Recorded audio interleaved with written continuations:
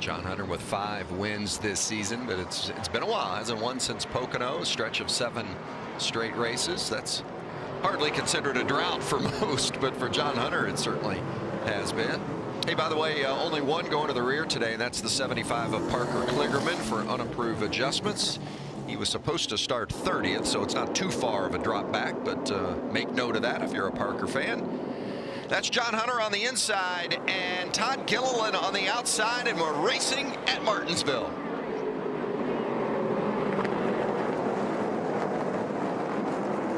Great start by Gilliland. He got around the outside of John Hunter. What a great drive off turn 2 for the 38 of Gilliland, former winner here, and now Creed trying to get around John Hunter on the outside as well. It's almost like Hunter's pinned down on the inside, and he's feeling a little bit loose with the truck. I've seen that a few times in the playoffs for the Ford, where it takes him a while to get going.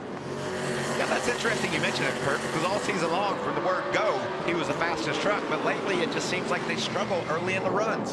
Yeah, whether it's just tire temp, I mean, again, this is the smallest track, it's cool out, and it's hard to get the tires up to pressure and temp right away, and sometimes it's the balance that helps that versus the driver really scrubbing the tires. That red truck, Carson Hocevar, one of those drivers that's in a must-win type situation today, beginning the playoffs at minus 37 today, and you see all those playoff drivers highlighted behind their names. Those are the ones that are competing for those 4 championship spots. And it's really important, Vince, early in a run that you hold your ground. You know the truck's going to start handling better as the tire pressures come up. So if you've got a truck that has some lined up, stacked up behind you, you want to try to keep your ground so that you can move forward once your tires heat up. Yep, and it's like that lap 6 through 9 range is when the truck starts to finally settle, and then that's when you can feel it. Oh, a little rub there. Spencer Boyd and Corey Heim. Boyd in the 20, Heim in the 51. And remember, these trucks, the first one's on track here this weekend at Martinsville. There's been nothing else on track, so the track is green, and the tires are going to take a beating, especially this first run. Yes, that's the key thing, is the first run always has the most tire wear. Looks like we had a truck a little bit off the pace. Might have slid up out of the groove in 3 and 4. It's Corey Roper in the 04. And you slide up out of the groove here, and you get put on the train pretty quickly. There's nowhere to hide at this place. People are there to take advantage of you, and this is a good example of that. You can see Hocevar stuck up outside, and along comes Zane Smith to fill that hole that Friesen opened up. Running 7th, 8th, and 9th right there. It's really important right now as a driver, Kurt, to be very patient and let your truck come to you before you start yelling at your crew chief that this thing won't handle, because that's what you're thinking, right? Yeah, you want to rip and gouge, look sideways off 4, but you want to get those spots when you can, and watching other guys struggle. But at the same time, you've got to get a feel for your truck and understand what tires are building up pressure quicker than others. And then once all 4 feel equal, that's when you can start to analyze things and radio back to the crew chief. Great view from Nemechek's perspective. That's Sheldon Creed up ahead of him in 2nd place, and you'll see a little further up is Todd Gilliland in that blue and yellow 38. He's the race leader. Let's ride with Nemechek, shall we? He's all over the rev chip down the back straightaway. These are the good, fast lap times that trucks are going to run. Tires are ready, engines are cool still. Right along with them. I like the way he just puts that left front right down on the curve. Except for this lap. I got a little lap traffic. Still did it. Nice move. As this shows you how tight and how small this track is. There's something always going on here. Nemechek's trying to get to the inside of Creed. He's putting the heat there, but hey, it's a long race. Early laps here at Martinsville. Drivers hope to win a championship, but first, you've got to survive the paperclip.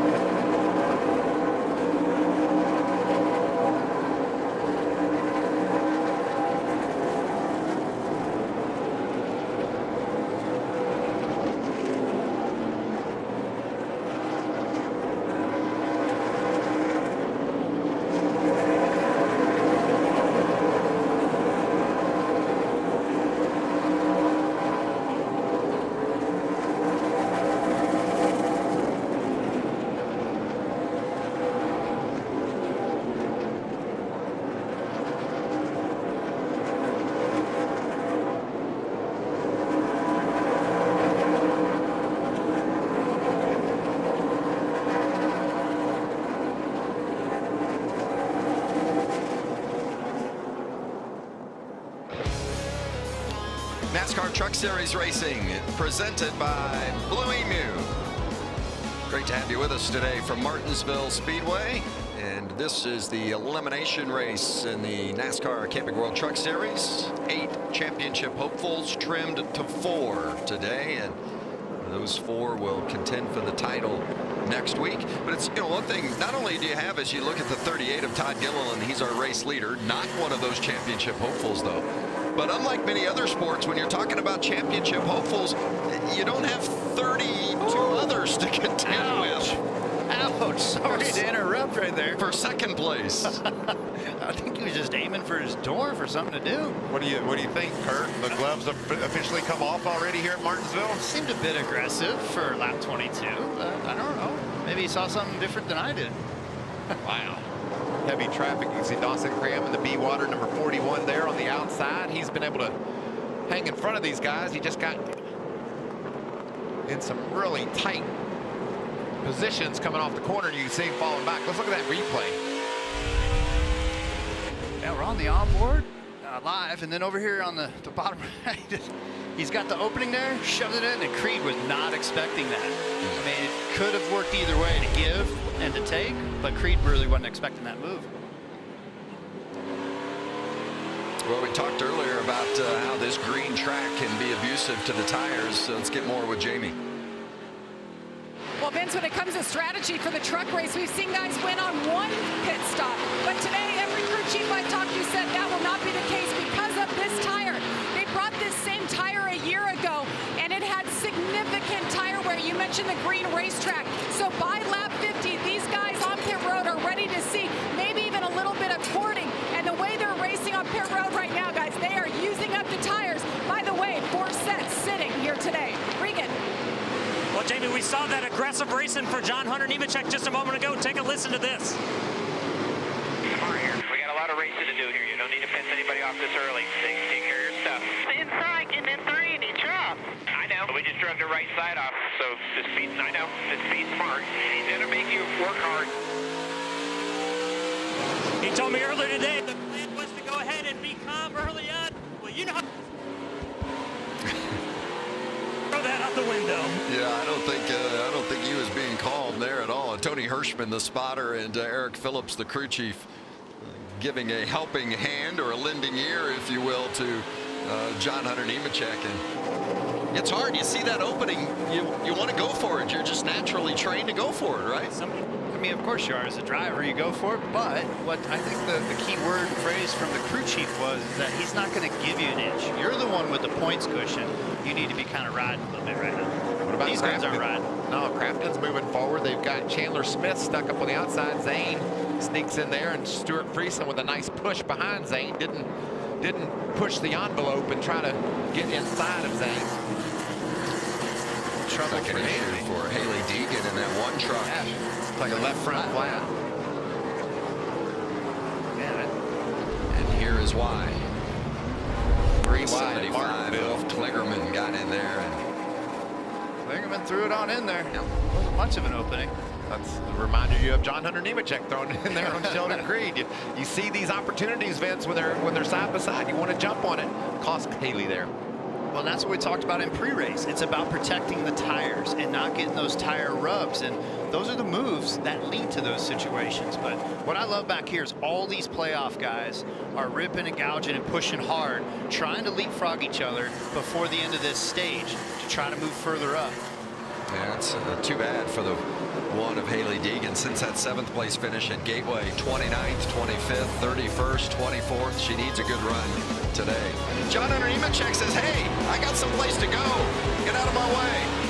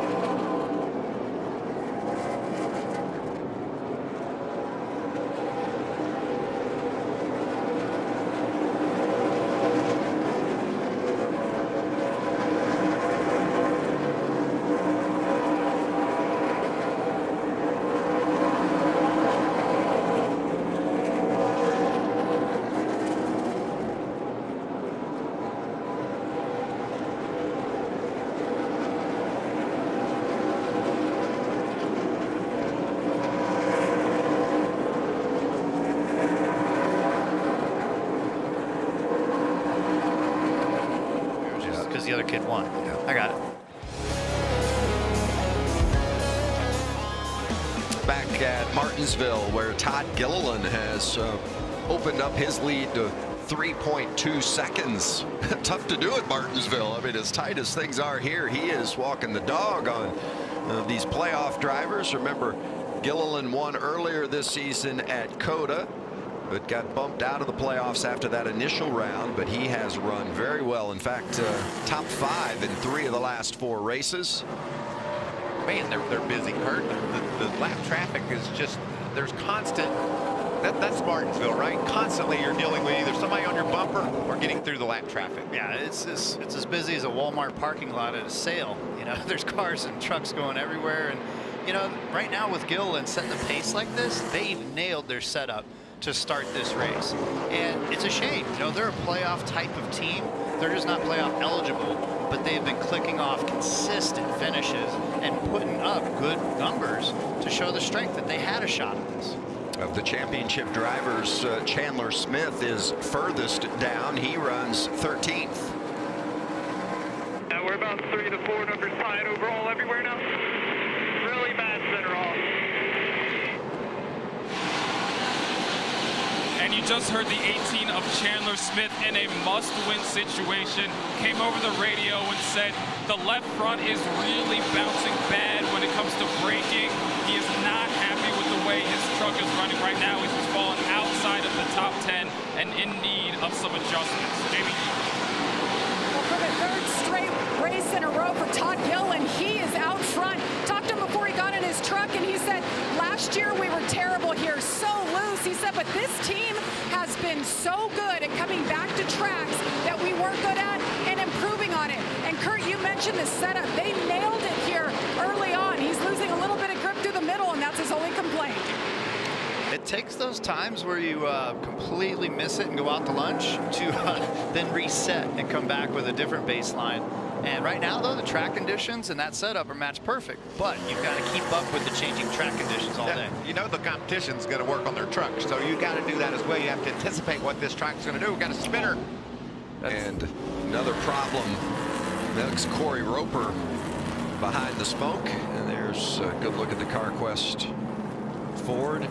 Roper had gotten out of the groove a little earlier, and you see some of the damage that, especially there on that left rear, that he suffered. Locked him up, man. Sorry. We've had a couple of other drivers that have had issues. We saw Haley Deegan go to pit road with that flat left front. Chase Purdy went to the garage without power, and here's Roper. Just overcooked the corner there, Vince. He said locked him up, and around it went. Tried to keep it spinning, but wasn't able to do so. Look at the leader go by. Oh, a little closer than Todd Gilliland would have preferred. Hey, we were talking about Gilliland, and Jamie mentioned what a great season he's had, especially here in the second half of the campaign. And just give a hat shake to Chris Lawson, his crew chief there, and all those folks at Front Row Motorsports that have done a great job with that 38. Yeah, when you can rattle off consistent finishes of 7th or better, that's championship stuff.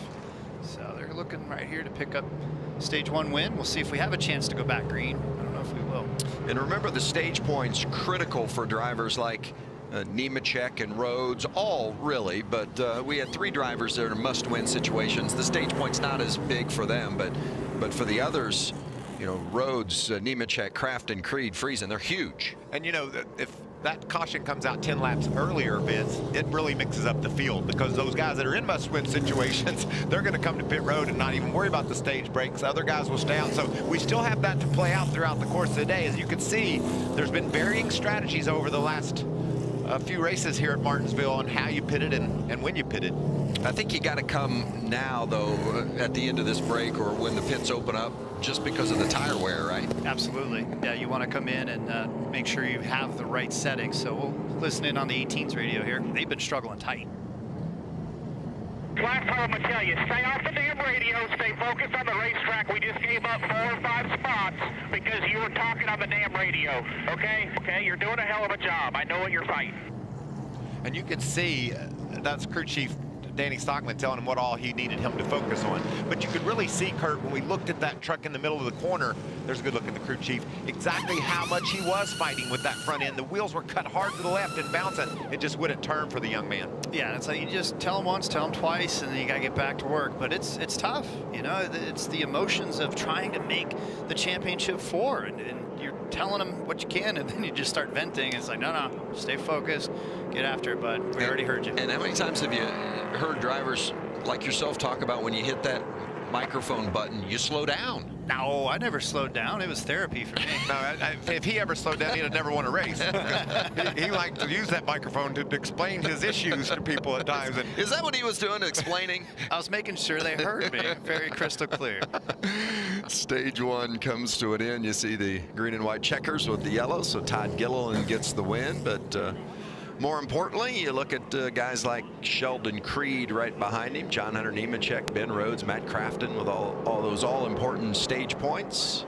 Our statisticians going to work over there trying to make sure we're all caught up on these stage points, and when John Hunter or Sheldon Creed lock their way in, that's a moving target. We'll stay on top of that. Joe Kramer from Racing Insights taking good care of us today. Here they come. Buddy, we're going to be pitting now. Coming to pit road, and it is tight on pit road as well. You want to make sure you don't have any miscues with the guys going over the wall or any speeding penalties or equipment issues. Regan Smith will be first as our pit reporters await these initial stops. So we got Rhodes already into the box, but we'll go down to pit road. We got Regan. Take us through.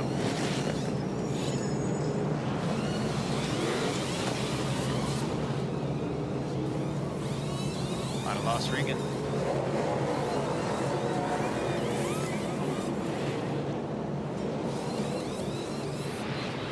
And down here toward pit out, the 2 of Sheldon Creed.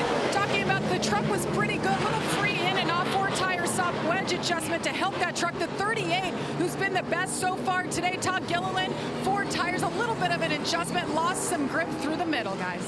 Yeah, fortunately, those pit crews had a better time of it than Regan Smith, whose equipment failed him. We're going to work on that and take care of business when we come back.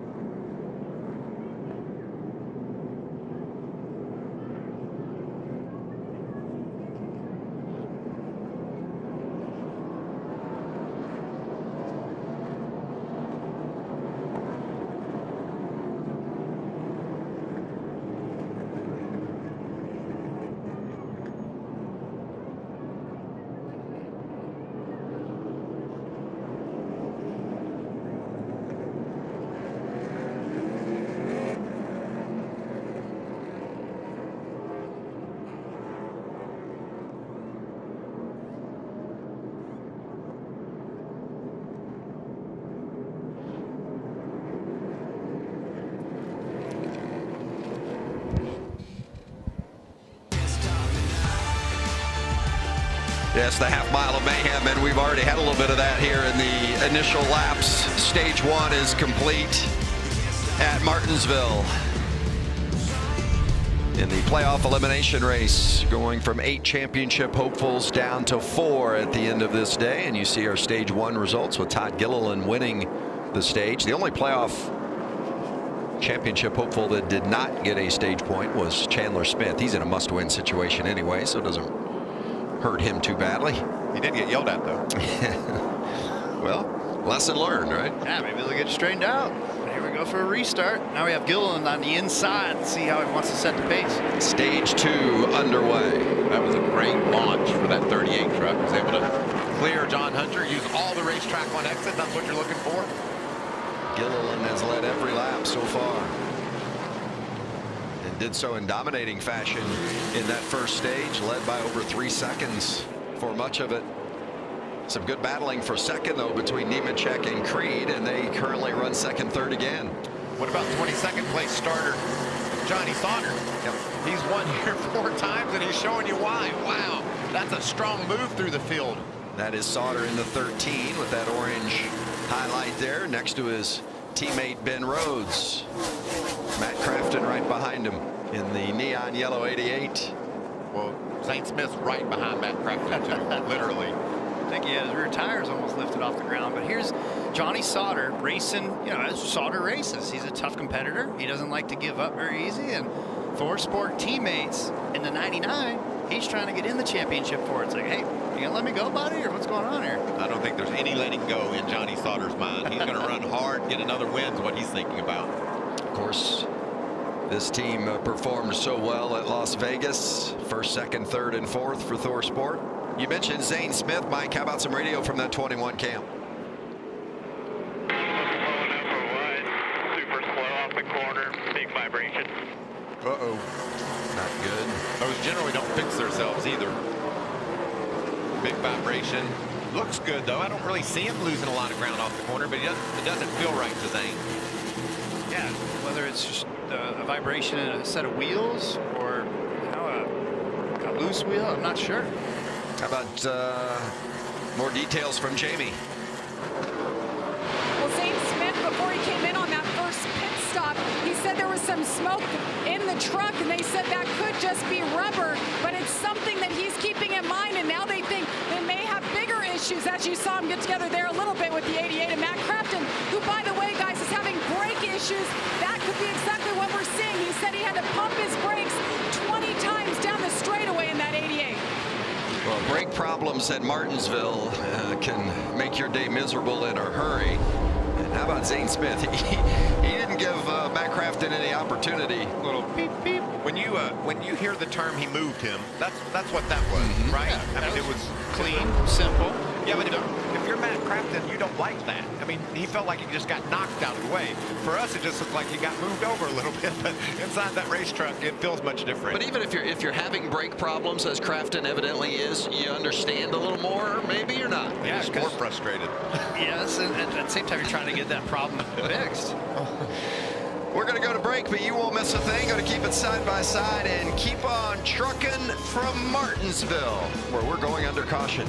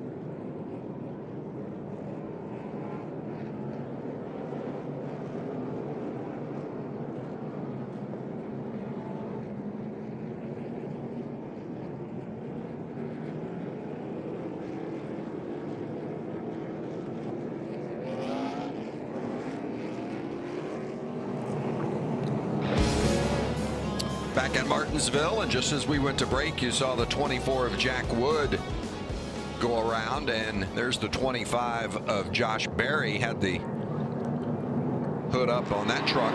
Looked like he was maybe having some brake issues. That looked like brake fluid, didn't it? Adding some. Sure did, but yeah, he's one lap down right now. They must have lost a lap while they're trying to find and remedy the brake issue. There's the 24 of Wood. And just as we were going to commercial break, you saw Wood sideways, and that's why Corey Roper into the left rear. I think Corey Roper thought Jack Wood was going to stay up on the high side. Jack changed lanes. Corey was committed, and around goes the 24 truck. Corey Roper's got a lot of damage on that 04. He's been involved in several issues of contact already this afternoon. 20 laps into this second stage. Todd Gilliland won stage 1, has led every lap so far. How about the 18 of Chandler Smith? Been having some issues today, Josh. Well, that's right, guys. Chandler Smith has been having issues, was complaining about brake issues earlier, saying the truck was too tight as well. Well, they had those adjustments, still having issues. He says everything is still just very tight and needs some adjustments to get it to ride the way that he wants. Chandler Smith currently outside of the top 10. We know he's in a must-win scenario as he tries to get back and get a chance to get a win today, guys. Well, if you're having problems and you're in a must-win situation, at least you're having problems early. There's at least hope that you can get them taken care of and still be a contender late. But this place is just so difficult to come from behind. I mean, look at that mess that you would have to go through. But we've seen Johnny Sauter march through the field in a hurry, so it's doable. But every lap that clicks by, right, Vince, you're exactly right. It gets more and more difficult. Vince's glass was like really full right there as far as optimism. I'll go with you, Vince. There's more time. Gilliland on the inside and Nemechek on the outside. Creed and Sauter in row 2. Zane Smith and Ben Rhodes in row 3. Nemechek was ready for that restart, wasn't he? Got the advantage. Anytime you can run up on the outside and chop down that guy on the bottom, sometimes it works to your advantage. And this is a restart where they had heat in the tires. So this is what you call a refire. Tires were hot, they get to scrub them in, and now it's a new balance as far as how your truck's handling it. Look across the top, you've got the points starting to stack up. See who's got the advantage and disadvantage around that line on who's in, who's out. But these boys are racing hard, and Gilliland, he don't care right now. He's just going for the W.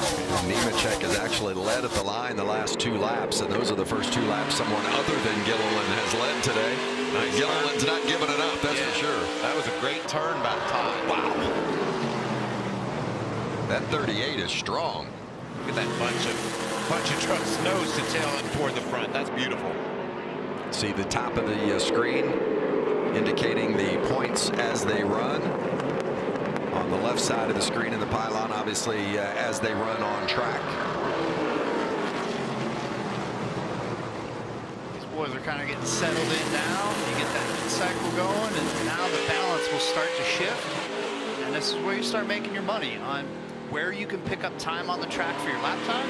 You research the guy in front of you, the guy behind you, and where they're gaining or losing time. This is when it's all about the driver right now. How much brake are you using here when you go into these corners? Are you all the way on the brakes? As hard as you can go, Yeah. and then you try to feather out of them as you roll toward the center of the corner. Let's listen to him run down into turn 3. Listen to this engine.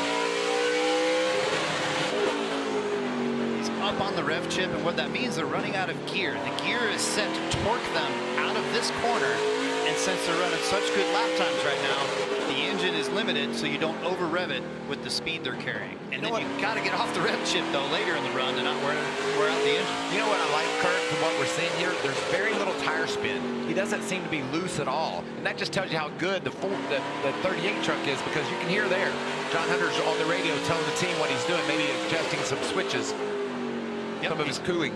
He's probably changing around some of the brake fans to change some of the balance of, all right, now we got heat back and everything. Let's turn the cooling back on, because today is a cooler day than some of the Martinsville races where it can be hot. Explain what that does when you adjust the cooling fans on the brakes. Well, you hear about drivers saying there's a vibration, and that's when the rotor and the pad aren't at the right temperature together, and you get this vibration in the brakes. And so you have to heat soak everything upwards of 1,000 degrees to kind of get everything to settle, but then you don't want to go past like a 1,200 degrees, so you got to turn the cooling fans back on.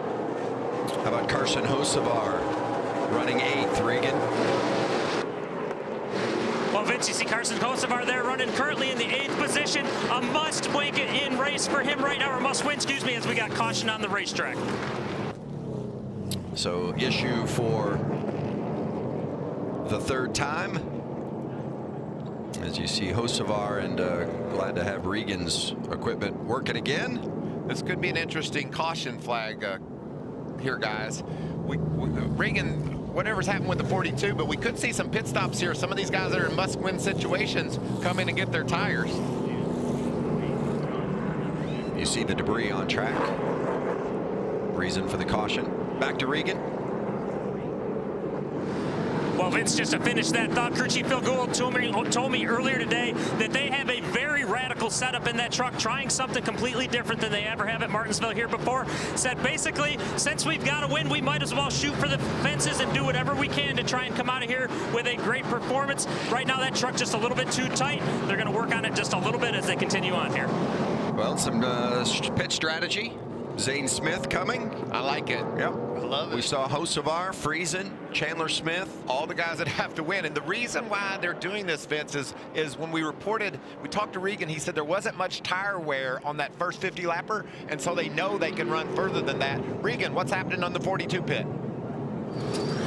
Well, we'll finish up some more thoughts on Carson Hocevar. That truck, the first run, he needed security in. The adjustments they made were very good for him. He liked that. It made him be able to be more aggressive with that race truck. A little bit more of the same adjustments. He feels like they're going in the right direction. Jamie Little. And Zane Smith just having issues with the engine. They're not sure if it's a gearing issue or the engine is going south, so they're keeping an eye on that. He figured come in, get some tires, and they also made a track bar adjustment there for the 21. Well, those were some big adjustments on that 42, weren't they? That wasn't just. I got dizzy watching him turn that wrench. I mean, if they were turning the track bar, they went down like 5 rounds on that track bar. But they're headed in the right direction. When you have a radical setup, you have to make radical adjustments. Well, how about that? That Phil Gould goes with as Regan said, a radical setup, something completely different. Do you like that philosophy in a must-win situation, or would you rather kind of know what you got coming in? I would go for it. You go with the biggest bat you have and you swing for the fences, because if you kind of run what you have, you might not break out of that 5th to 10th range. You got to go big or go home. And that's what those pit stops just were from a lot of our playoff drivers that have to win. That was a go big or go home move right there. Yeah, all those guys in the back, right, that need to win, now they're hopefully going to leapfrog after the stage break. It's going to happen. In about 15 laps, our leaders are going to pit. We're going to have a new race up front. Love it. Hey, you college football fans, remember that later today on Fox, Colorado and their prominent rushing attack battling 7th-ranked Oregon. Action kicking off 3:30 Eastern on Fox and the Fox Sports app today. The Buffaloes and the Ducks. 3:30 Eastern on Fox.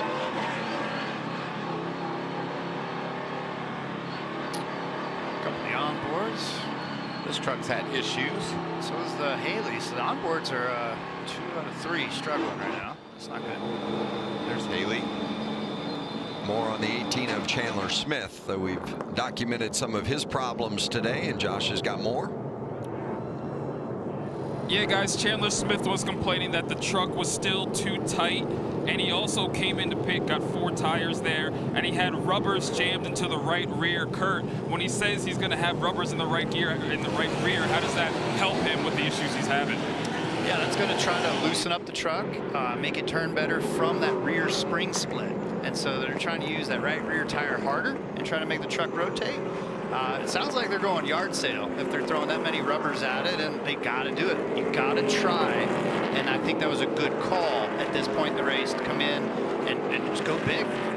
Well, in the truck series, you're only going to get 3 pit stops at most. Right. You know, it's not like the Cup Series when you got multiple shots at it. I mean, you got to fix it in a hurry, so you got to take those big swings and try to get the truck handling the way you need it. Yep. Yeah, and then deal with it.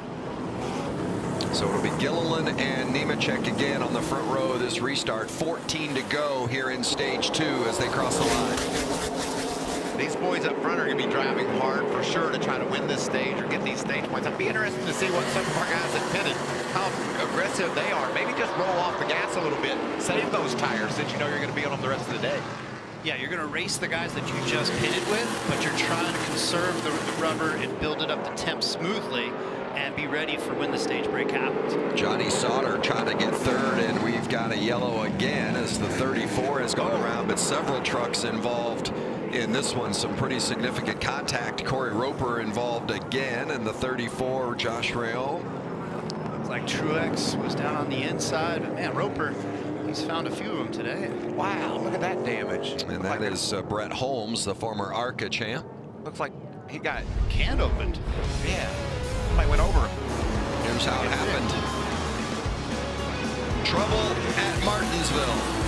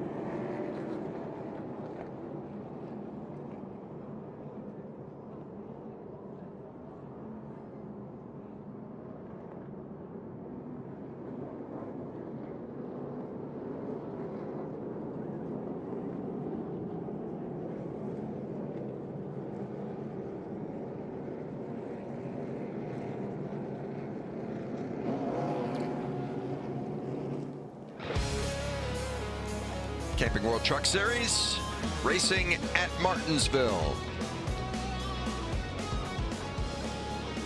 Raced here every year of the series existence, and this is race number 44. You saw some of the damage on the 40 of Ryan Truex, and here's why. Yeah, that just turns into just a brick wall of trucks everywhere just because of the problems that 34 was having. I don't know. What do you think, Mikey? I mean, 34 got squeezed going into turn 3, and then they put him in the middle, and then he just kept getting run into. Look at that job right there. We talked about all the damage to the Roper truck. He just suffered some more. Well, and once somebody gets sideways, this is a very narrow racetrack, and it's hard to avoid if you're behind them. That was some fancy driving, wasn't it? I mean, there's just the accordion effect everywhere, and Haley did the best job of just shutting it down. Just like, abort. Clear. Just snuck through there. Haley Deegan had a problem earlier in the race, and she had a left front go down, so she's a couple of laps off the pace, but is back out there and running now that they've gotten the tire taken care of. Sheldon Creed has been running up inside the top 5 all afternoon, but has yet to lead. What's happening with the former champ, Jamie? Yeah, he doesn't say a whole lot on the radio, but in that one and only pit stop they made a wedge adjustment to help the handling a little bit, but he came on the radio just before that last restart and said he's getting bound up in the center and he's struggling to get back to the gas. Well, we saw when they went green again, he just couldn't stick it in the middle of the corner and he gave up that one spot, 3rd position, to Johnny Sauter. So still trying to make their 2 truck just a little bit better. Yeah, I got to feel pretty good about where they are points-wise, currently plus 26, so you want to play it a little bit conservatively and don't put yourself in a bad spot here. Don't want to beat yourself when you're on the positive side of the number. Yeah, you just want to have a nice, smooth type of bubble around your truck where you don't have any types of issues from front or rear. Use those 26 points to your advantage. Coming to the choose zone.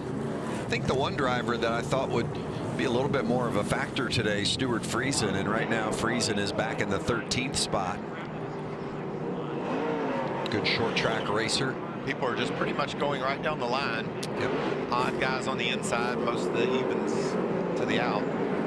You know what's interesting about Friesen, Mike, and you and I had this conversation earlier today about the places that you think Friesen would really be the best would be on the dirt because he runs the late model or this, Super modified. Super modifieds on the dirt track multiple times a week, but yet, the modifieds, but the Bristol race on the dirt and Knoxville, 2 races that kind of got away from him a little bit.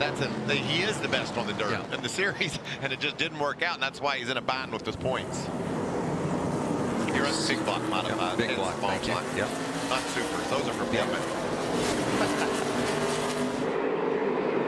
These boys are still racing hard. There's only 5 to go in this stage. And these guys are elbows out. Who wants it? Johnny Sauter with a nice block there down on the inside.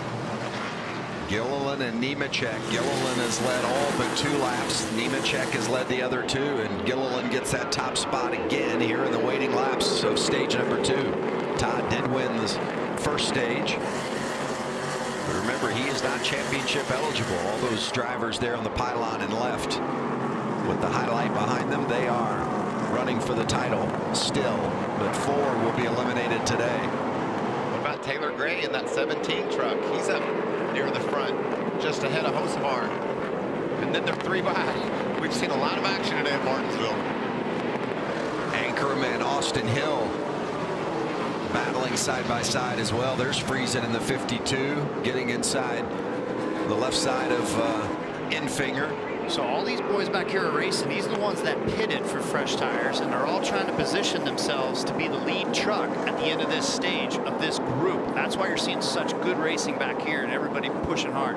Looks like Zane Smith is able to drive away a bit from Friesen there in a short period of time. That 21 truck, he was my long shot to win. I like his position he's in, and I like the way that truck's looking. Side by side in the yellow is the 51 of Corey Heim.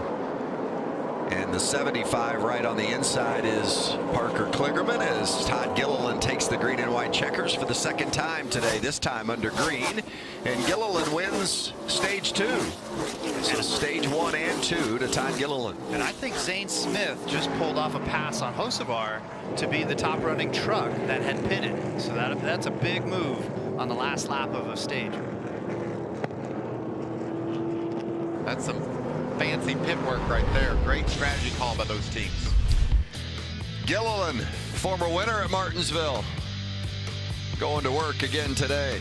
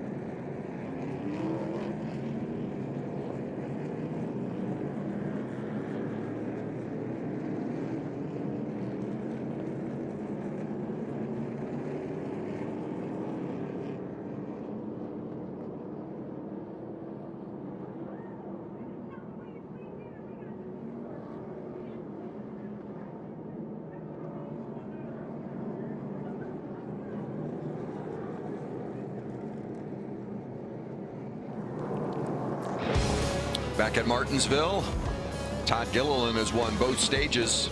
Sheldon Creed, John Hunter Nemechek doing what they need to do in regards to scoring stage points. No driver has clinched a spot in the championship 4 just yet.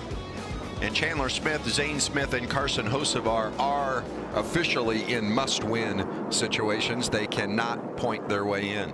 Pit road is open, and we go to Josh Sims. Yeah, the 13 of Johnny Sauter is running pretty well right now. He's happy inside the top 5. He said he still needs a little bit of an adjustment, but otherwise they're running well. And he says he gets a pep in his step when he comes here to Martinsville, and with good reason. He has 4 wins at this track, so he's in good position to try and make that 5. Regan? Well, 25 points was the number today. That's how many that John Hunter Nemechek needed to get to lock his way into Phoenix in the championship race. Well on his way to that. Right now, this truck is too tight. Means he's waiting on it front to turn with the front tires. He can't throttle up soon enough. Jamie? And the 2 is Sheldon Creed. A wedge adjustment for him. Air pressure in 4 tires. Meanwhile, Todd Gilliland in the 38 has led 101 laps today. No adjustments there. He's trying to throw a wrench into this playoff program today, Vince. Yeah, 3 straight races in which Nemechek has been out front for a significant portion of time, and he is Gilliland, I should say, has been out front for a significant portion of time. Nemechek challenging, though. It's going to be fun all the way to the end here at Martinsville.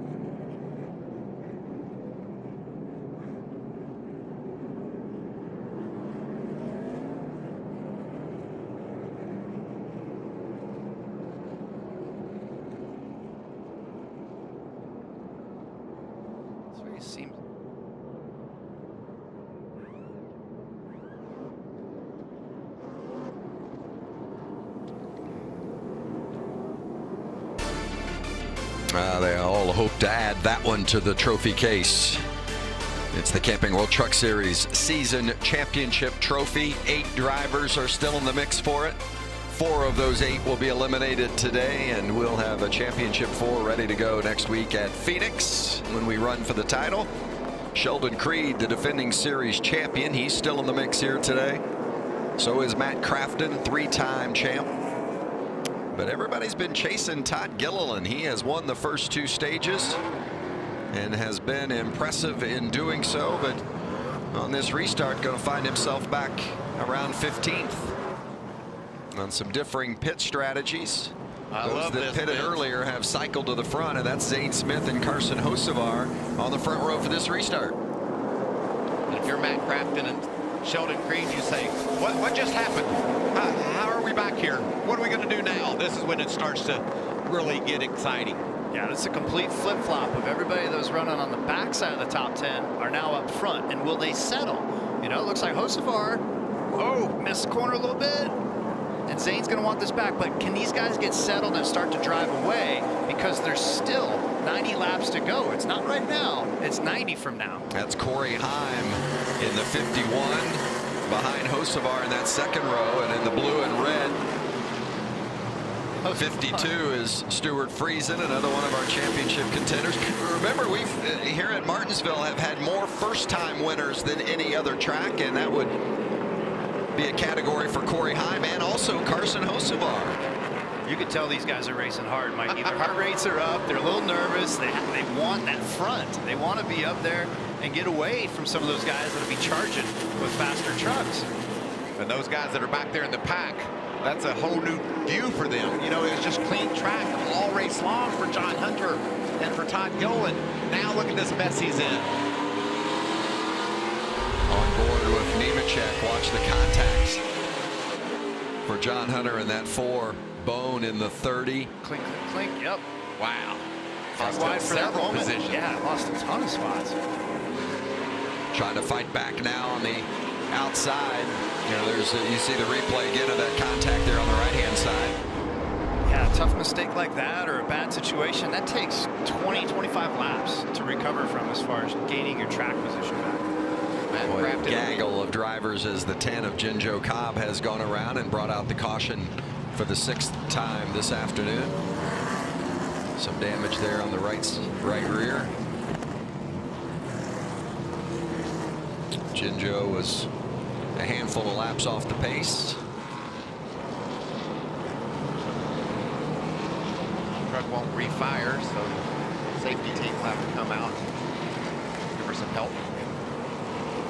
So a couple of different pit strategies here. You've got those in the top 10 that all pitted on lap 82, and then drivers like Todd Gilliland, Johnny Sauter, Sheldon Creed, Ben Rhodes, Nemechek all came on lap 105. Yeah, and that's a game changer so far.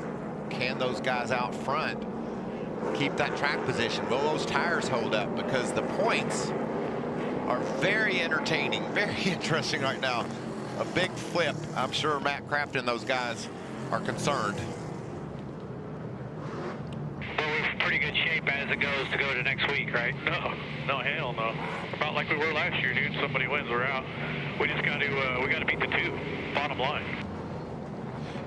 That like makes it pretty simple, doesn't it? I like it. That was clean from the crew chief to the driver. Just when the driver thought he had a good couple first stages, no. If Zane Smith's your leader right now, it completely changes the line on who's in, who's out. That's what happened to Todd Gilliland to get bumped out of playoff contention at Bristol. That's why these short tracks are so unique and so fundamentally fun to have in the playoffs because of how you can go on these different strategies. Yeah, because Crafton's got a feeling, man, we've had a good race today. Been running pretty well, and all of a sudden he finds himself on the outside looking in. Yeah, you could hear it in the chuckle from the crew chief, like, oh, no, bro, we got some work to do. Just go beat that 2 truck. And 8th of 8 is Chandler Smith. Josh Sims has more on him. Guys, we know the situation Chandler Smith is in, a must-win to advance. The intensity is ratcheting up.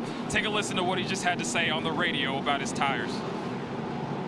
Tires suck. I'm sorry to say it, but they have no grip whatsoever. We're all good, man. Gained 2 spots there on that exchange here.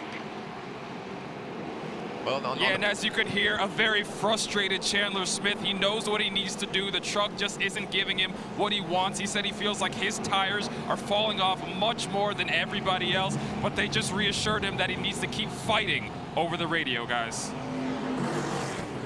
I was going to say, at least there was some good news. You picked up 2 spots with your terrible tires. Think positive. That's what you want. Think positive. Your guys take a tip from Vince. It's always tight at Martinsville. It's going to be fun right to the end.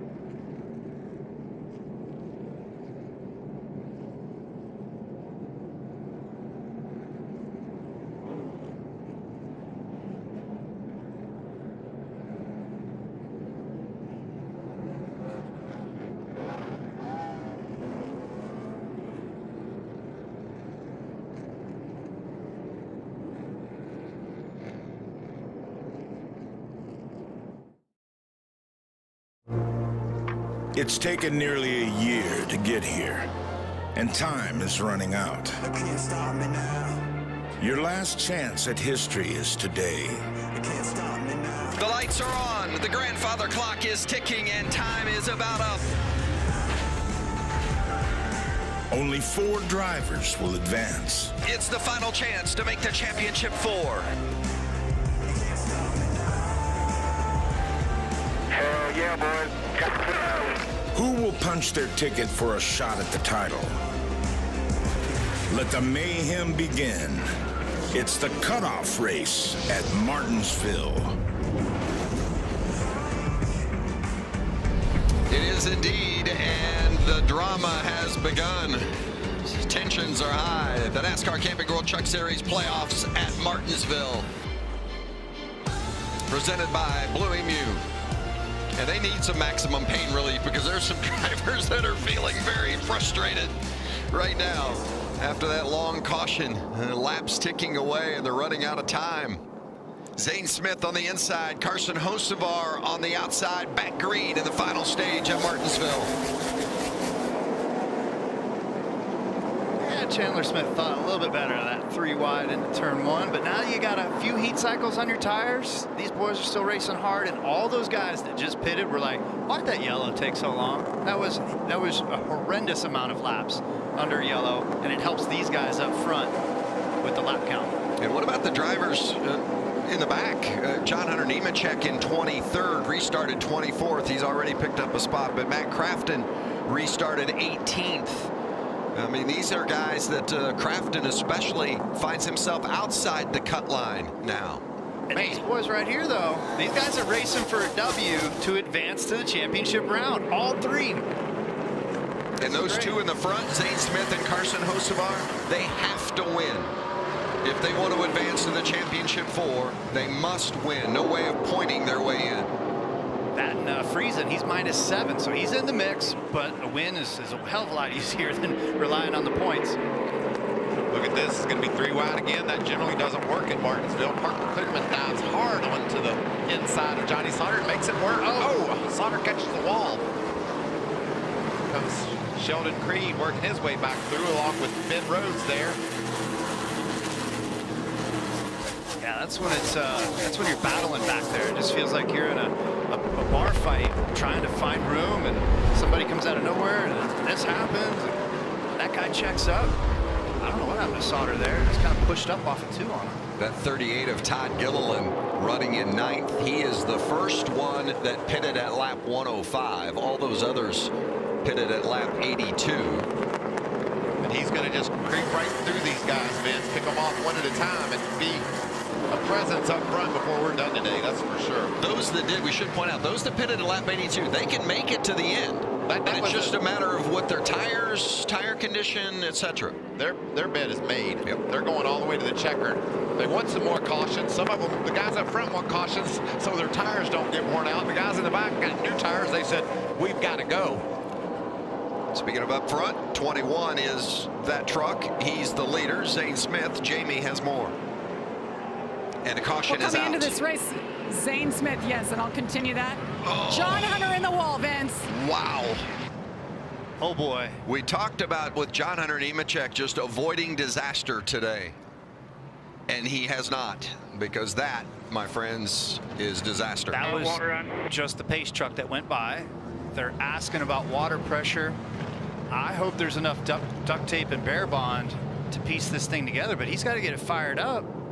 Yeah, I don't know about that, Kurt. And it's done. It won't run. Yeah, it won't run. I was going to say that looks terminal. Wonder why it won't run. You got to do everything you can right now. Yeah. Give me a push. Something. What is wrong? It must be something electrical. Put his window net down and looked like initially was going to climb out of the truck, but is now asking for a push. Yeah. I want to do anything I can right now. Stay in it to win it. I don't know what led to this, but hopefully we've got a good replay. Woof. So trying to make the pass and then clipped by Austin Self in the 22. I mean, John Hunter went super low on the back straightaway. I mean, that was like 4 lanes down, and there just wasn't room to get back. And, you know, he roughed up Self right there. All right. And he sees him get loose off 2, so he's going to swoop to the inside. But Self wasn't really happy about the turn 1 situation. That almost looked like a hook, didn't it? It definitely looked like a hook. That's a bold move for somebody that's not up front a lot. Wow. And that was a big hit. But at the same time, Hunter Nemechek just needed to nurse those points and protect the plus 30 that he brought into today. Man, this is just a bowl of soup here. Initial laps of the race, John Hunter tried to squeeze it in on Sheldon Creed, and the team warned him, said just be calm, take it easy.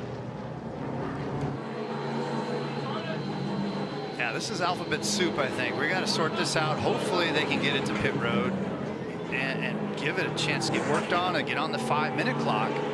And you can't really blame John Hunter for the tap into the back end of the 22. I mean, the 22 is slower. Can you? I mean, did he hit him too hard? That's Martinsville racing. Yeah. They're going to bump into people. But it appeared, we'll have to get another look at it, but it just appeared when they got to the corner. Man, it's just like if you poke the guy in the chest and then the other guy's like, no, dude, I don't care for that. Then he kind of got loose off 2, and then the 22 obviously went out of his way to go find the 4, but it's the initial contact that led up to the disagreement. And we didn't see what happened for the 4 to get into the back of the 22 from the lap before that. But man, this is gone from bad to worse. Yeah, but still under these circumstances, I don't know about the, I don't think no matter how upset you might be, do you clip? If you're Wayne Self, Austin Wayne Self, do you? It's some huge contact. I mean, I don't agree with what Austin Wayne Self did there. But again, as a championship leader, somebody that's going for a run next week at Phoenix, you've got to do a better job of using your points to your advantage.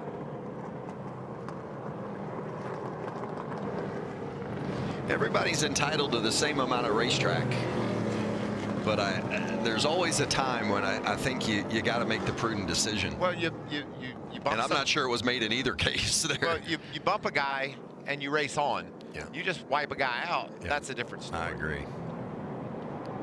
As every lap goes by, it just seems like the lap down cars now are passing Nemechek, and he's -4, 33rd position.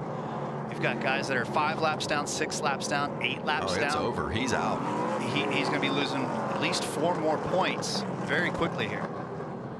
And only 1 truck is out of the race, so that makes it even worse for John Hunter. He's got to go to the medical center, as any driver who is out of the race after contact, who we saw the last race with Tate Fogelman, the guy who won the race, had to go to the medical center. We couldn't do the winner's interview until 20 minutes later. We were knocking on the hospital door. Trying to get a hold of Tate. What an awesome finish it was at Talladega for that young man. Great racing. Oh, how frustrating it must be for John Hunter. I spoke with him this week, and he just said we got to avoid disaster. He said the #1 goal is just get to Phoenix with a chance to win the championship, and disaster strikes. Still got a long race, a lot of racing left. But this is a real tough position to find yourself in. Yeah, I'm kind of at a loss for words. I mean, there's still so many scenarios that can play out. You know, Zane might not win. That might give an extra spot back. That's 7 points that I'm seeing between Nemechek and Creed. It's wide open right now. This is that drama of the playoffs, and one little mistake like that changes a whole season's worth of work. That's what the playoff atmosphere is about, and it's tough. And that's Martinsville. Great track to pick for your cutoff, right? Rubbins Racing, as we've heard. So you see that Nemechek currently sits +9, and we've seen crazier things happen. I mean, some of these other guys could. I mean, it certainly doesn't look good for John Hunter, but it's not impossible that he could still squeak in.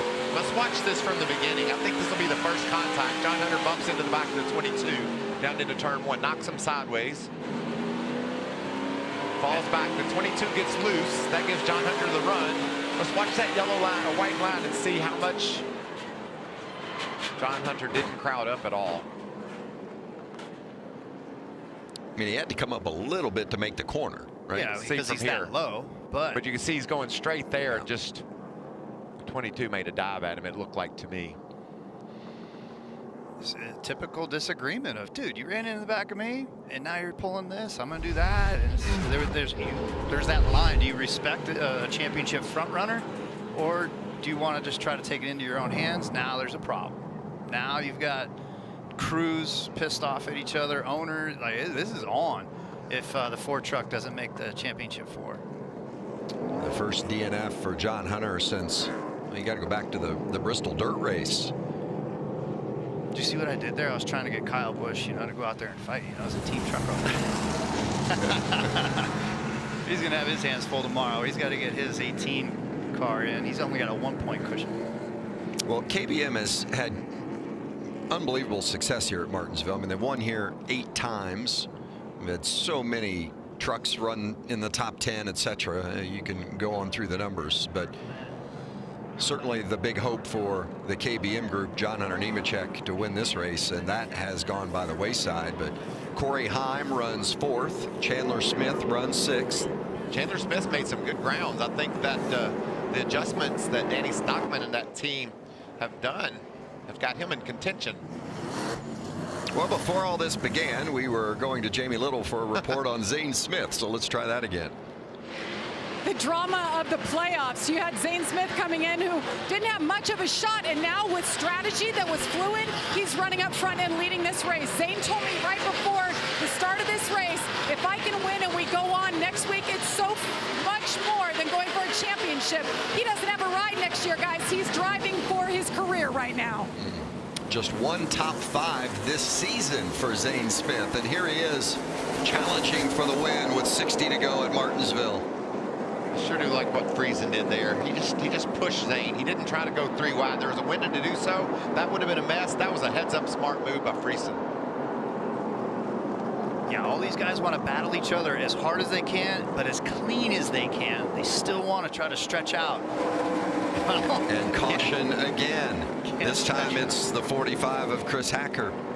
And remember, Mike, you said earlier, those drivers that pitted on lap 82, they wanted some caution laps here to protect those tires. The only thing that Zane Smith don't want to do is have another 10 more restarts with all the people that are all over him as you see Hacker go around.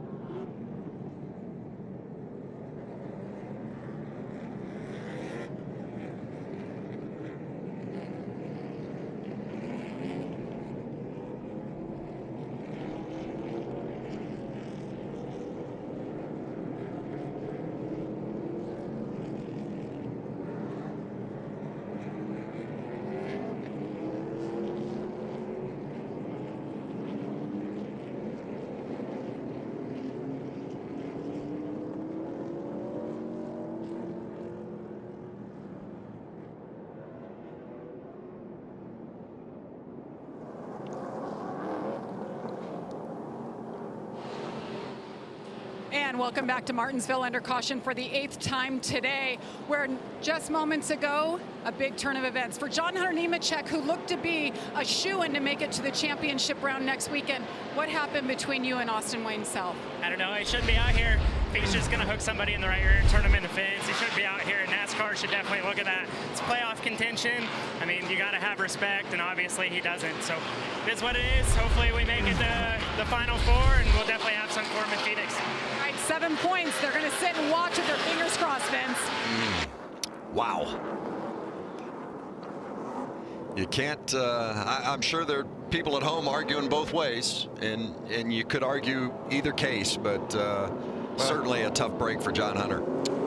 Yes, it was, but we're going to go back racing, and Zane Smith has got his hands full, and they're trying to go 3 wide again. This is going to be intense for the next 5 laps as they sort it out. Must-win situation for both of those drivers fighting for the lead. Zane Smith in the 21, Carson Hocevar in the 42. The only way they advance to the championship 4 is to win this race today. Just feel that. That's why Hocevar is going to try to put a block on Friesen. These guys are racing for a championship berth, and they have to win.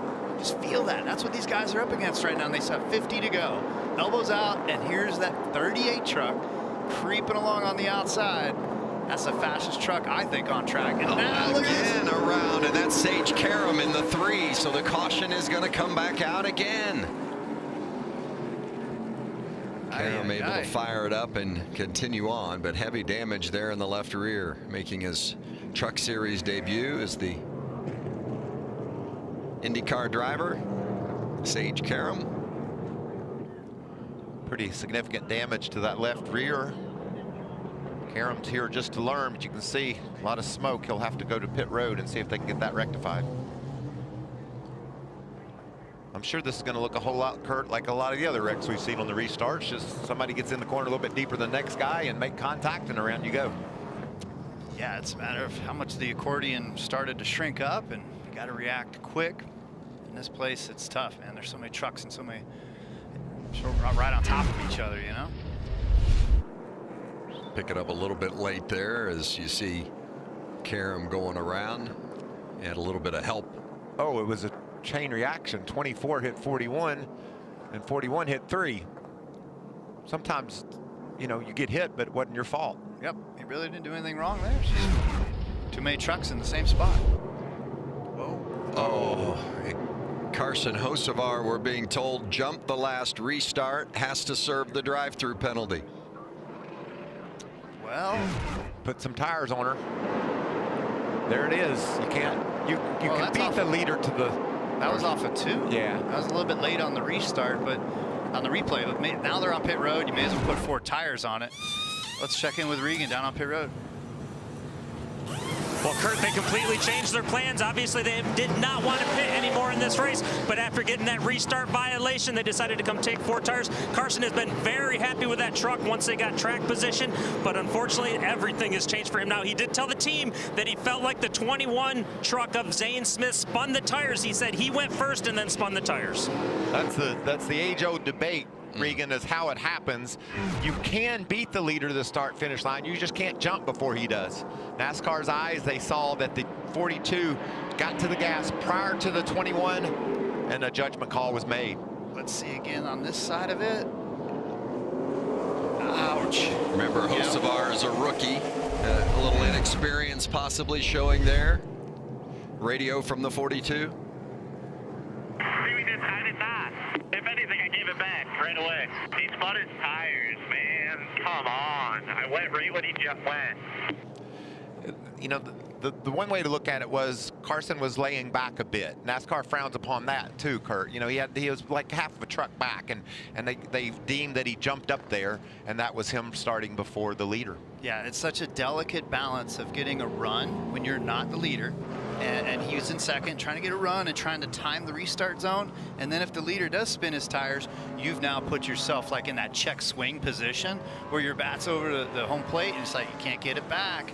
So just try not to try to get too big of a run and time it. And there's no such thing as giving it back once you've committed the penalty. It's I would like to have that rule. It would be great if, like, oh man, I jumped it. Hey buddy, go ahead. You can take the spot back. No, unfortunately, it's not in the rule book. Radio from the 88 of Crafton. You're going to have to get dirty, okay? Because there's another way in if we gain a few spots right here, regardless of who wins. So let's get nasty. Let's put our heads down, get after it. Teammate or no teammate, we came here to do a job. Oh, That's what the driver wants to hear, isn't it, Kurt? I like that. Okay, sure. Wreck your teammate to move on. That's Ben Rhodes that's in front of him. He's got a good, decent cushion. But yeah, the 88's definitely racing Creed right now in the 2 truck up ahead. I told you, Vince, at the opening of the show, I spent the last 3 weeks trying to figure out how all this is going to play out, and now my brain's more confused than it was when the race started, because we've got so many possibilities, just like we knew we were going to have. Martinsville offers up a lot of... And then we still have Friesen, who's on the minus side of the cut line, running up front with the guys, and he can just move Zane Smith, who looks like Friesen chose to go 3rd versus starting outside pole. Those decisions can linger with you into a championship type effort. Just a simple lane choice right now. Well, that's an impressive run for that young man again. Yeah, and that bunch back there, 9, 10, and 11, keep an eye on it. Creed, Rhodes, and Crafton with 46 to go. Zane Smith leads. Corey Heim on the outside. Chandler Smith, Heim's teammate, right behind him. That's Stuart Friesen on the inside of row 2. What about that exit for Heim? I like it. Can he continue to do it? You got to do it through 4. 4's the toughest spot on the outside. And don't forget, back on the restart of that 3rd row, Todd Gilliland, who won stage 1 and stage 2, has had a dominant truck at times today. He's starting to make his way back up there within vision of the lead as he's trying to get around Chandler Smith there. He sent him, but that was pretty clean. I mean, Gilliland's truck's pretty darn good right now. There's not much Chandler Smith can do to hold him off. Gilliland got chopped, and he said, I'm going to have to give you a little bit of a push into the corner, buddy. And that 98, Grant Infinger, I haven't talked much about Infinger. He's just a couple of spots behind Gilliland. There's Infinger, that 98 trying to get inside, was hoping to make it 3 wide, and the caution has come out again. And that's Parker Kligerman that has gone around. When you watch them race like they are, Vince, you know the caution's coming. You can't not come the way they run over each other. And there it is. It's almost like there's these 5-lap races, and it's like, okay, yellow, 5-lap race, but the intensity of these runs is insane, and there's so many points on the line. Yeah, don't really think anybody got into the back of 75. Have to see if we can get a better angle. It looked like he just... Sauter. Oh, here comes Sauter. Johnny Sauter, maybe. Yep. Turn 3 is turning into this funnel. Because you can't go and just jump over that curb on the inside. Some guys want to use it to block. If you want to use it to block, you may as well get ready to get hit in the left rear. So, well, it's just as we expected, and it's going to be this way to the end.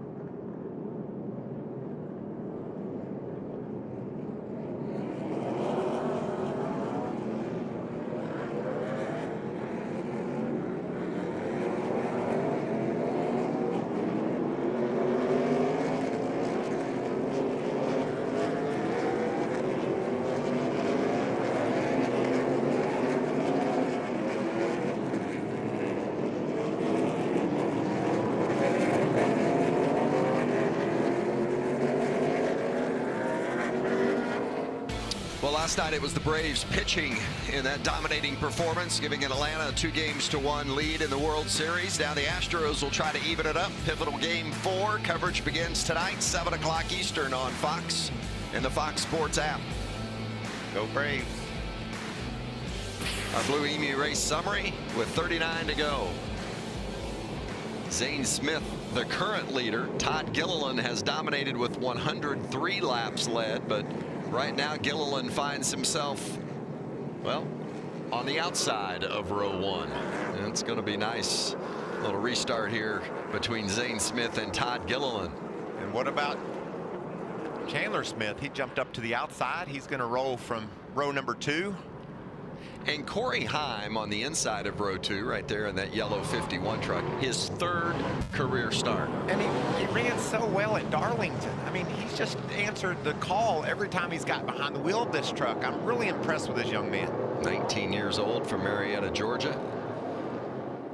How much do you think Zane Smith's going to push on this restart? Green is out. Did a nice job. Got a good launch. That was clean, but what is Todd Gilliland going to do? He's had the best truck all day. Can he get to his outside, or is he going to have to settle in line for the short term? He's there. Side by side into 3. Zane Smith with a little bit of an advantage. Zane's clear. He's going to close that door. Now the race is on. Right now, John Hunter Nemechek should be standing on top of the 38 pit box rooting for that guy. Help me, man. Help me. Help me stay in. Just remember, there's about 20 laps difference in the tires on Zane Smith's truck and Todd Gilliland. His are fresher. Most of those laps, however, were cautioned, so it's not that big of a deal. But when you have as fast of a truck as we saw Gilliland have early, and you have a bit better tires, I think it might be just a matter of time. Remember, Zane Smith, who leads the race, must win if he's to advance to the championship 4 next week in Phoenix. John Hunter Nemechek out of the race. He wrecked on lap 130, but still +7 to the good in regards to the championship. So, boy, how things could change here in these final laps. Man, you got Crafton back there rooting and gouging. Crew chief said, it's on. Go get it, bud. But with all these heat cycles that these guys have put the tires through, each time it just seems to equalize the guys that pitted way before the guys. What is it, 20 laps difference, you said, Mikey? Yeah, it starts to equalize that. And what I mean is that there's so many heat cycles that it's just kind of like they're all about on the same tires now. Now it turns back into more track position. And just driving a perfect race. That's exactly what Zane Smith has to do. He can't miss his marks. He can't come off that bottom. He can't spin his tires on exit because that 38's been the best truck all day. Zane does that for another 32 laps. It'll be the drive of his career. It would be. I agree with that 100%. He's doing everything he needs to do right now, but you have to continue to do it. 32 more laps. You gotta be perfect. The 88 of Crafton, the first one out. And Matt currently running just outside the top 10. That's his teammate Ben Rhodes right in front of him. He can't heat him up, though. He's been about 3 or 4 truck lengths off of Rhodes since he made the last pass. And Rhodes is now catching up to Ingram ahead. Going to get tight. It's definitely going to get tight for Crafton back there. And he's got to pass his teammate here, right? I mean, he has to gain 3 spots. I mean, that is huge for Crafton to get around his teammate Ben Rhodes. Well, he's got to get to him first, Yep. but I think when he gets there, he's not going to be shy about using his bumper to let Ben know I got to go. Ben, you've got a nice cushion. Time for you to understand what I'm up against. Good, we got to get ready. But then, We need these points. if Gilliland passes for the lead, that puts Crafton in. Correct? Yes, because Zane Smith has to win this race. If Smith wins at this point, Crafton would be out. If Smith wouldn't win, then Crafton would be in. Again, the crew chief's like, go get every spot you can. And then if Gilliland passes for the lead, it changes. So I don't think Crafton should have trouble passing Rhodes. It's a teammate. He's got a big points cushion. Gilliland into the back end of Zane Smith, trying to move him. Gets to the inside of that left rear. Can Gilliland make the move for the lead? Drives it in hard. And does Zane bump him back? Yep, this is going to be his only shot to do it. And he's not there. 27 to go, and Gilliland is out front. There you go. There's the 99 helping out a teammate. That's good news. And then now, boom, now Crafton's plus 10. And look how that dynamic changed with Nemechek now at plus 15, just because Zane Smith is no longer the leader and Crafton is in at plus 10. I told you he was rooting for Gilliland. Wow. That changes everything. And it kind of calmed everything down for the short term, but still 25 to go. We could have more restarts, more action. And here's Friesen trying to jump in there. Now Friesen is the one who needs the win because he's the first one out as we currently run. Friesen's gaining a bit on Zane Smith. See if he can do anything with him. So you have to tip your hat to the 21 team and the call to put him in that position, the way he drove to be in position that long was something special for Zane and that whole group. He still has a shot at it though. Well, we said he had to be perfect, and he was. Caution is out, and it's Johnny Sauter. See, just when we're starting to run out of stuff to talk about, we get another restart. Another restart. Only 23 laps to go. I don't think there's any way anybody's going to pit here and have a chance to win the race. Yeah, I don't see a pitting opportunity. This is just ping pong balls, and well, there might be a maybe a little here. payback there from Kligerman. Ooh. Remember, Sauter got into the back end of Kligerman and spun Parker around. And Man, these people aren't very nice to each other. Oh, short track, short tempers. that's the earlier incident that got Kligerman facing the wrong direction. And that'd be a pretty cool bar fight afterwards. Those two wouldn't back off from each other. No, Johnny might wait around for him. He'll meet him at the tunnel with Regan Smith. Get the saw out and go to work on the back of that 13 truck. Radio from the 75. Getting pushed around like that anymore. Oh yeah, I hear you. Absolutely not. We ain't here to get pushed around. Screw every one of them. Get him, Chris Carrier. Yep. Martinsville in a nutshell right there, wasn't it? Well, like I said, you bump a guy, he has the option to come bump you back. And that's exactly what we just saw. And we've seen that a couple of times. Yes, recently. Today.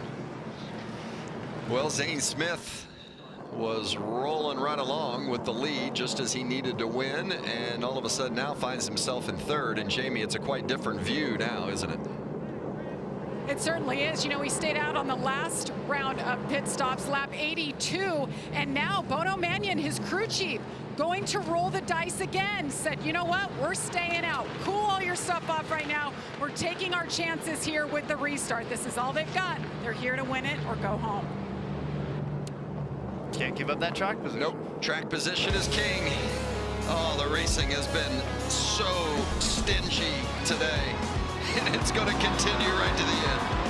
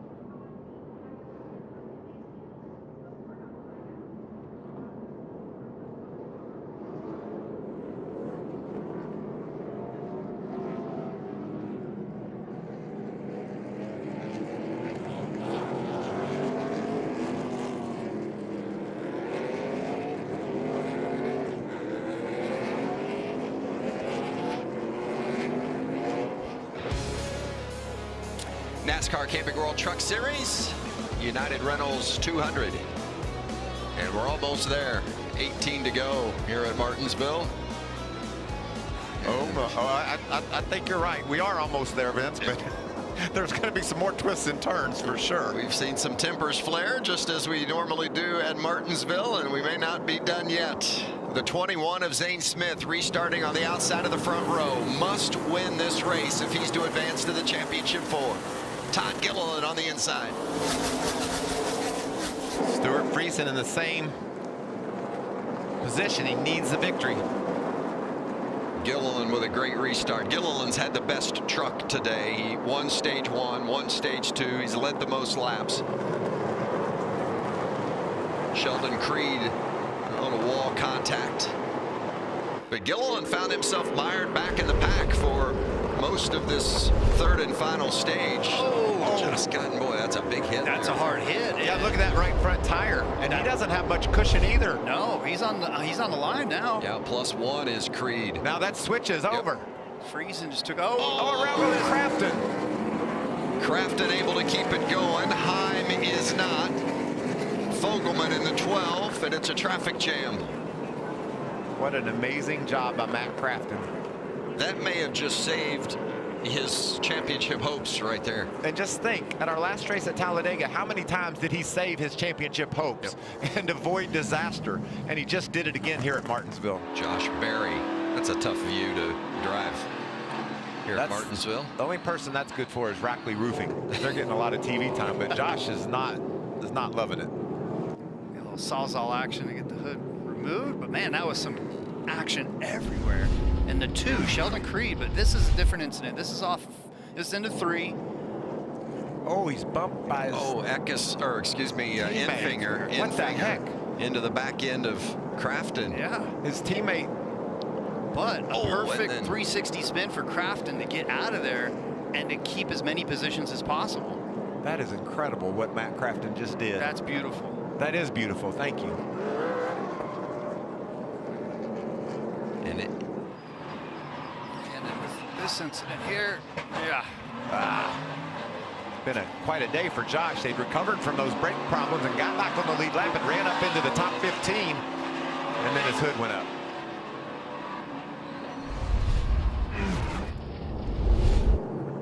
If we have 88 radio, that'd be awesome. I don't know if we can play it if we do have it. Get the beep button close, will you? Let's bring it in. 88 radio. Beep. Thanks to 98 for that one. You do run into us? This guy wrecked us. Good job getting it going. We're still in pretty good shape. This. Okay. That was as calm as it's going to get. Cooler heads prevail for that group. That was cool. I don't understand why. They're okay though. They're +10, so they're in a good mood right now. Right. If it was -10. No, I'm just kidding. He did a great job to spin that around and keep going. Junior Joyner's a great leader of this group. They're 3-time champions. We can read your lips, bro. I hope you're not lip reading at home. I wasn't. Cover the kids' eyes. How do you know like we were talking? I think I was just like, I was there right spiritually. Right now, Junior Joyner's saying, Lee Bryce, you're hard to love, hard to love. Well, again, that 98 last year's race winner. What's happening here? This is big. Yes, with the damage off turn 2. Oh, yeah. Let's go down to Jamie. Look at that right front. Jamie?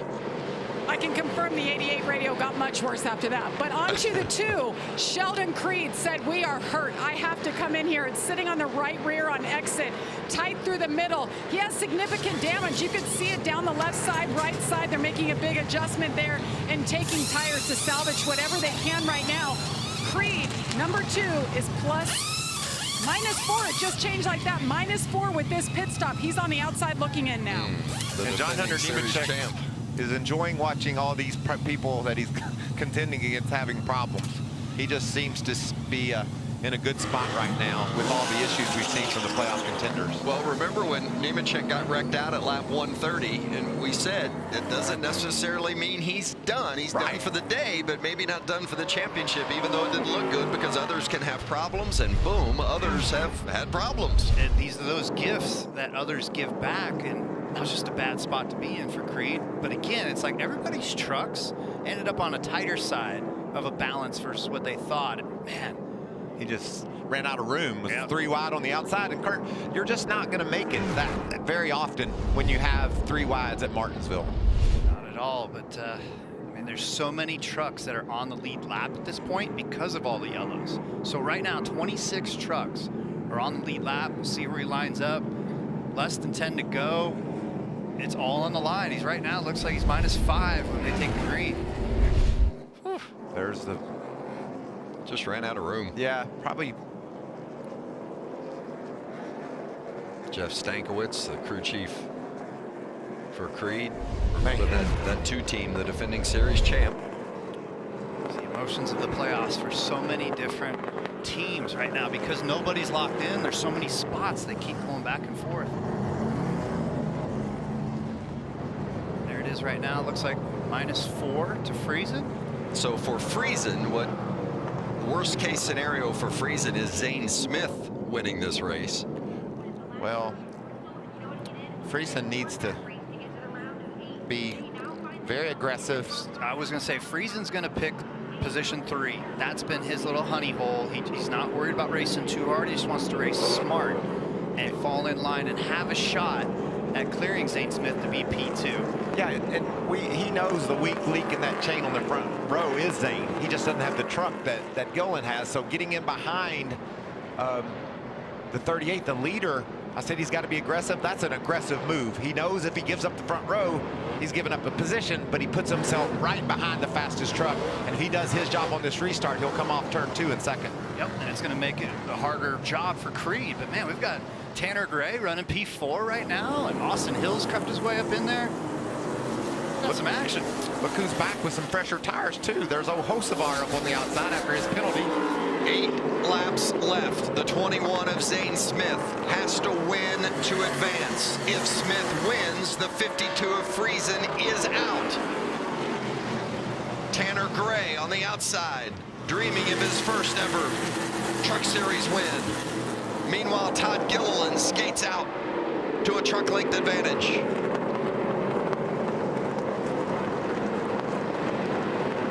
This restart actually was the calmest restart of all of them. How did that happen? Less than 10 to go at Martinsville.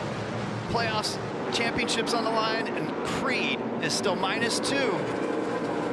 Here's a spot. Creed and Friesen, just a couple of positions separate that cut line. One on top, one on the bottom. There's trucks everywhere here in front of Creed. Friesen's done all he can. He's running P3. He's kind of cashed it in. It's up to Creed if he's going to gain spots. Here we go, 3 wide. Good Sam Rentals, 5 laps remaining. 5 to go at Martinsville in the elimination race. That 3 wide pass has got him in a position to move on. Creed back in front of the cut line. Now Friesen is under. Oh, watch out. Just clear on Creed. Caution is out. And that's going to set us up in all likelihood for NASCAR overtime. Why not? We've got it all today. We may as well bake that in there. Woo! I love this. Heavy damage to the 41 of Dawson Cram. May Water be pitting. I don't even know how to give a summary. Wow. Of all of the action amongst the playoff guys. I thought Creed's truck was done. That with the force he hit that wall with, and they've got that thing rolling good enough to make some passes and get back in the picture. Wow. I could see Corey Heim's intent there, you know, trying to dig on the outside.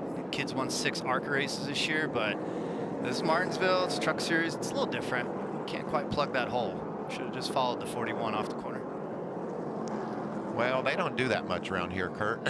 I'm sorry. That was my veteran Cup logic. Your Cup logic, that would have never happened. My bad. But what a beautiful truck that is for Dawson Cram. Unfortunately, it's all bent up now, but that team brings some nice looking trucks to the track. There's the 4 of John Hunter Nemechek sitting back in the garage area. If you're just joining us, lap 130 had contact with the 22 of Austin Wayne Self and ended his day. And it looked like for a while that John Hunter was going to slip below the cut line, but with some of the other trucks that have had some problems, Nemechek's actually gained some points, believe it or not. Some nervous stomachs in the pit box of that 2 camp, I'm guessing, Jamie. Well, Sheldon Creed is always cool, calm, and collected, but he did just come on the radio and tell his team he needs a little help. Gotta tell that 26 to help me. He's been racing me way hard all day. All right, pal. Right now you're 3 to the good right now. A lot's gonna happen here, but just keep it up, man. 3 to the good does not probably make Sheldon Creed feel much better. I mean, it's still just right there teetering one way or the other. We've seen how much action that we have here at Martinsville. You get bumped by your own teammate and spun out is what happened to Matt Crafton.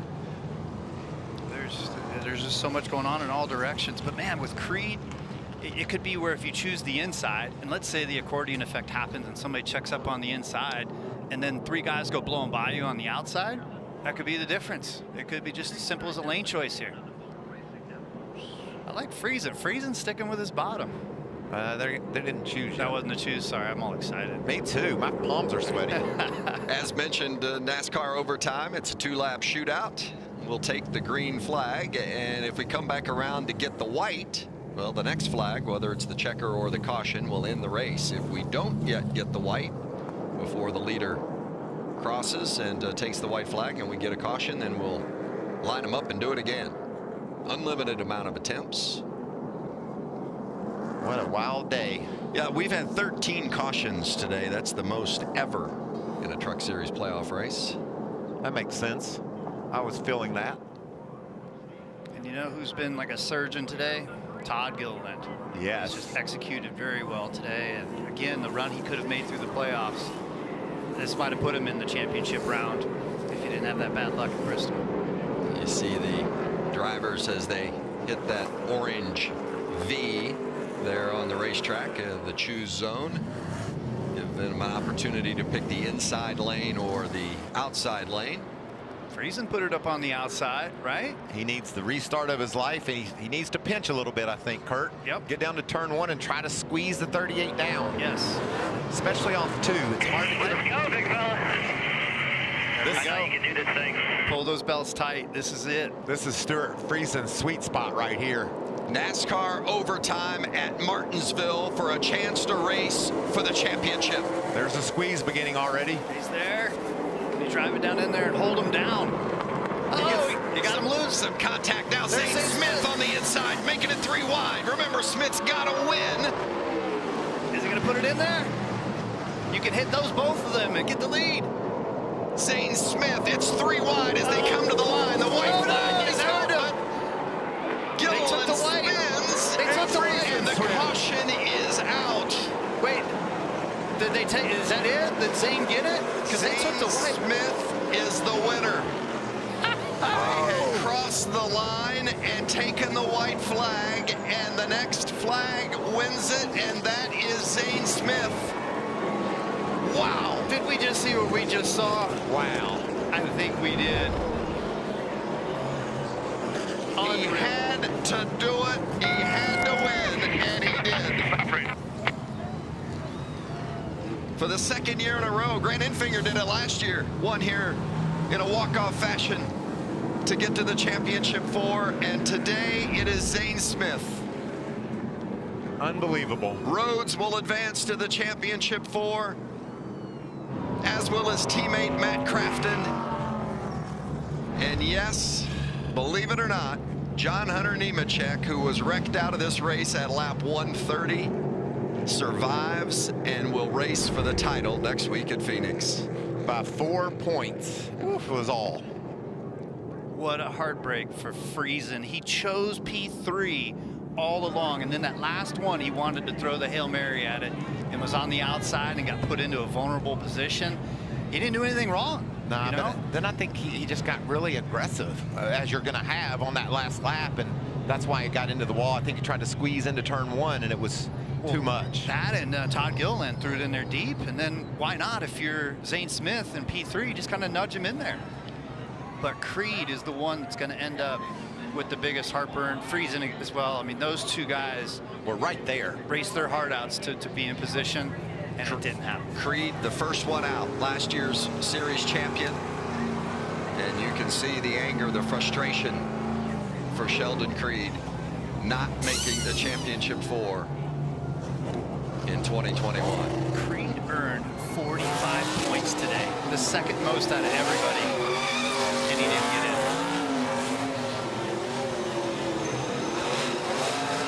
Some words exchanged there from Sheldon to Matt Crafton.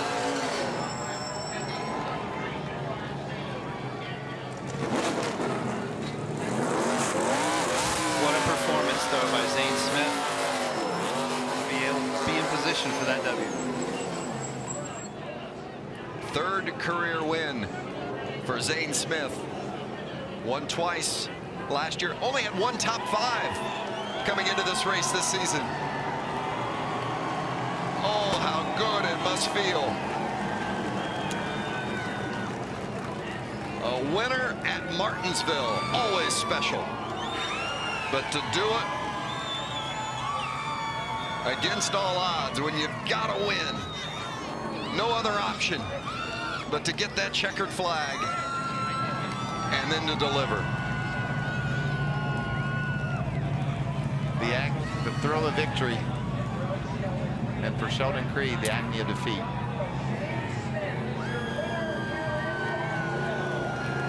Handling it like a couple gentlemen, and again, Martinsville, there's so much chaos. There's so much going on. There's so many lanes and people changing, checking up. Like, we'll never know the true root of what led to where Crafton and Creed, what they're talking about. But man, one guy's in, one guy's out, so where there's opinion of difference.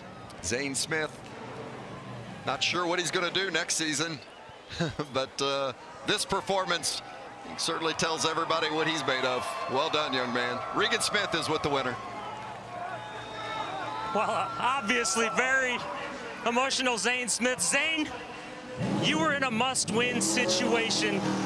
Didn't look like you were going to be able to get it done. Somehow at the end of this race, you found a way. Talk me through those last couple laps. Man, I did not want Todd in front of me. He's a good buddy of mine, but honestly, I got shoved from behind from the 16. I pissed him off earlier in the race, so that wasn't all me, but man, such hard racing. Thank you so much, MRC Construction, Mike Avila. Man, he is the only reason I'm here. Mike Beam, Maury Gallagher, thank you so much, man. I am looking for a job right now. I have nothing. It's a good day. Zane's second year in a row, you're going to get an opportunity to race for a championship. Give me your thoughts heading into Phoenix about that race and going for the title this year. Man, I'll tell you what, from last year, I haven't been able to sleep right all year, so I'm going to do whatever it takes to win the damn thing. Congratulations, Zane. Jamie? And the agony and defeat for Sheldon Creed, his teammate who just misses going on by 4 points. And I know it ended frustrating for you. What was the issue with Matt Crafton there? Just one of the last restarts. I was next to the 98, and he just drove into the 98, his own teammate, punted us up the racetrack. Ended up getting put in the fence because of it. Went to like 23rd and come back to finish 9th or whatever it was. Just frustrating. I feel like I have respect for Matt and look up to the guy always racing and race him clean all year. And feel like I even gave respect all day to everyone, just trying to race really clean and earn our points the honest way. Yeah, just get driven into. So not that I haven't done it in the past, but yeah, just with the circumstances and not making the Final Four, just tough. So Lifkids for Less, thank you, Chen Shoring, Chevrolet, GMS, everyone that's helped us. Still another race to try to go win next week, and looking forward to driving the Xfinity car next weekend. And yeah, just what a frustrating way to end that, and just not a lot of respect. His dad called me a punk, and I was laughing at him. So all good. I'm sure me and Matt will talk this week. Just frustrating that we raced for it like that. Thanks, Sheldon. Josh? Well, Jamie, Matt Crafton through to the championship 4, but you did have words with Sheldon Creed after the race. He felt like he wasn't getting enough respect towards the end as he's on the outside looking in. What did you have to say, and what were your side of things? At the end of the day, I'm not going to wreck Sheldon. I did get in the back of 98. I mean, Will Hop getting in turn 1, just everybody trying to get in there, and I ran in the back of 98, moved him up into the 2, but we were fine after that point. But then we get down here in 3 and 4, my teammate just drove through me, as I guess just retaliated because I got in the back of him. I understand where Sheldon's upset because he got moved up the racetrack, but I didn't wreck Sheldon like I told him. I did not wreck him on purpose, or didn't wreck him at all. The 98's one that wrecked us off before that ended up getting him eventually. So at the end of the day, I mean, it's Menard's Toyota Tundra, and it was pretty good today. Just needed a track position at the end. Sheldon Matt crafted on through to the championship 4, guys.